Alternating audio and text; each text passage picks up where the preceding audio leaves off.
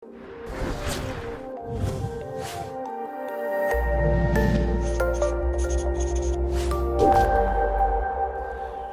thanks for joining us. Can you start by giving us an overview of the products that have gained Frameworx certification? Well, the product that we sought Frameworx certification for is called Adaptive Inventory. The name implies that this is like a network inventory type product. A lot of people will be a lot more familiar with what we previously called a granite inventory. And the reason we thought that granite or adaptive inventory that we now call it would be something that would benefit from certification is that you need to kind of agree with customers what it is that is going to be inventory. And one thing where the TMF really has advanced the art is by introducing what we in the telecommunications business call a common language, i.e. agreement on what it is when we talk about network elements, element management systems, but also in terms of like routers, line cards, power supplies. And so it was kind of a natural thing for us to kind of seek SID certification in this particular case for adaptive inventory. Okay, so that was the main driver behind getting certification, the TM Forum's work on. No, actually that was the motivation to seek it for this particular product. Like I said, we always have to sort of agree with our customers what it is that they want inventoried and how it maps to the individual functions and features of the product. By having this seal of approval from the Telemanagement Forum, at least we can save a lot on like the nitty-gritty of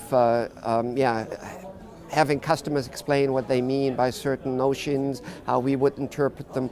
Because the motivation for actually then going ahead with the process really has got to something to do with the stature that both the TMF as well as the frameworks have in the industry.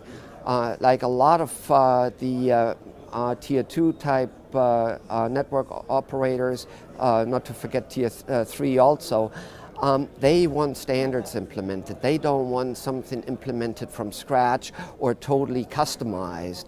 And so by seeking Frameworx certification, we signal to that customer strata, we are doing something that fits into your overall mindset.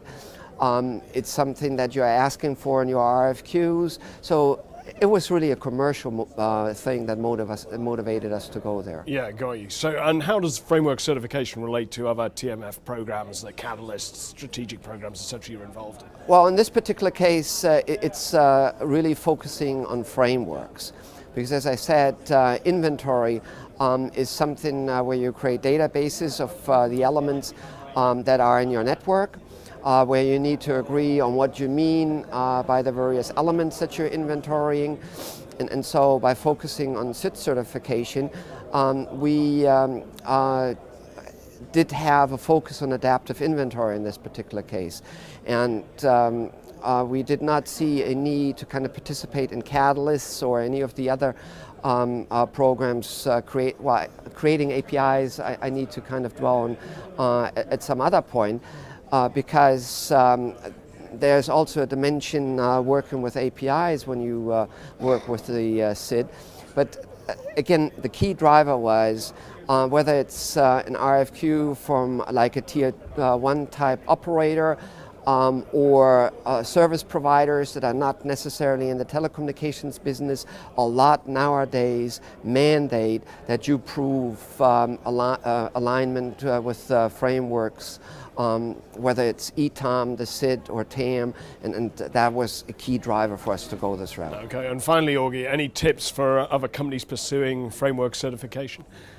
Well, first of all, they should not be deterred by the complexity of what's in the frameworks. Because one thing that we didn't realize is you can select a subset that is really focusing on your product.